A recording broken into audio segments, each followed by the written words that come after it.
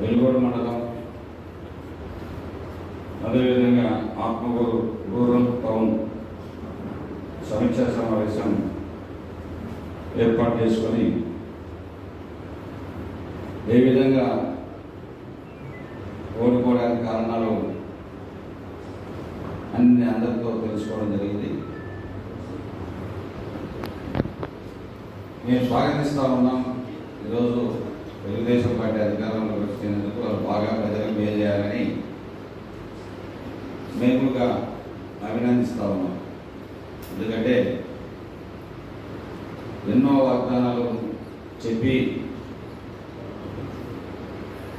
ప్రజలకు మెరుగైన పాలన అందిస్తామని చెప్పి ఈరోజు అధికారంలోకి వచ్చారు. మేము కూడా ఒక 6 మాసాలు వేచి చూడదలుచుకున్నాం. ఎందుకంటే వెంటనే మేము మాట్లాడదలుచుకోలేదు. మాట్లాడాలి వాళ్ళలాగంటే ఈరోజు మాట్లాడడానికి ఎన్నో ఉన్నాయి.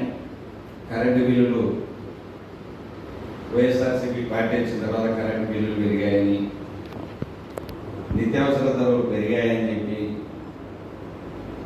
ఎన్నో రకాలుగా మేము వస్తే ఎన్నో వాగ్దానాలు ఇచ్చి మేము ఇవి నెరవేరుస్తామని చెప్పి వస్తువులు తగ్గాయా లేదా, కూరగాయల రేట్లు తగ్గాయా లేదా, గ్యాస్ ధరలు తగ్గాయా లేదా, లేకపోతే కరెంటు బిల్లు తగ్గాయా లేదని మేము ప్రశ్నించదలుచుకోవాలి. ఏదైనా ఇది ఒక కత్తి మీద సాము లాంటిదే.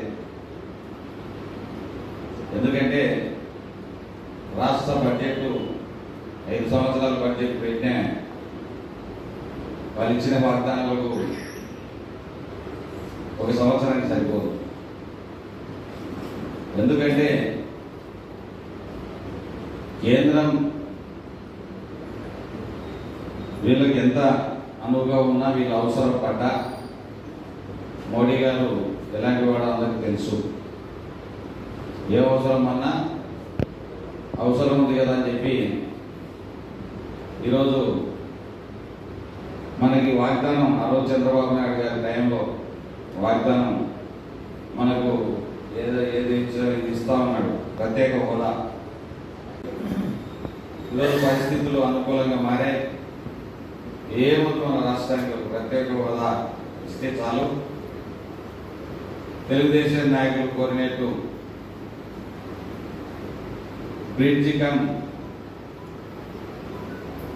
అక్కడ ఒక మన సంగమేశ్వర వద్ద అక్కడ ఒక అలుగు నిర్మించాలి అని చెప్పి ఏదైతే అనుకుంటున్నారో అది కూడా అలుగుతో పాటు బ్రిడ్జి వేయిస్తామని గతంలో నాయకులు చెప్పడం జరిగింది.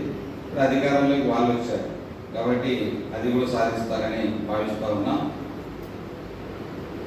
ఈరోజు చూస్తూ ఉన్నాం రాష్ట్ర వ్యాప్తంగా ఎన్నో రకాల పుకార్లు షికార్లు చేస్తూ ఉన్నాయి. ఈవీఎంలు ట్యాంపరింగ్ జరిగాయని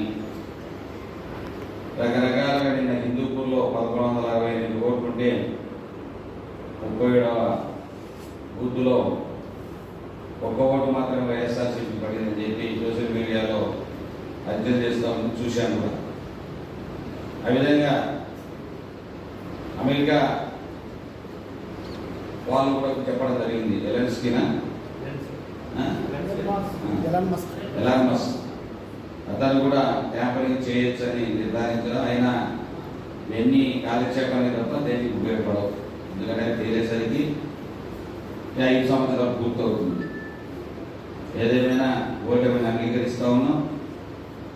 మీరు పాలన మంచి పాలన అందించామని మీకు స్వాగతం చెప్తా ఉన్నాం. ఎందుకంటే ఈ తెలుగుదేశం ప్రభుత్వం గతంలో ఎప్పుడు లేదు. నువ్వు ఒకసారి కొడితే నేను ఒకసారి కొట్టడం ఇవన్నీ మంచి పరిష్కారం కాదు కదా. ఎవరు అనవసరంగా అటు ఇటుగా పాపం ఎవరు అందరికీ నేను వాళ్ళు అనవసరంగా బలిపరులు అవుతారు. మరి నీ పార్టీలో ఉండి పనిచేసి వచ్చింటారు, నా పార్టీలో ఉంటేనే పనిచేసి నీ దగ్గరకు వస్తాము.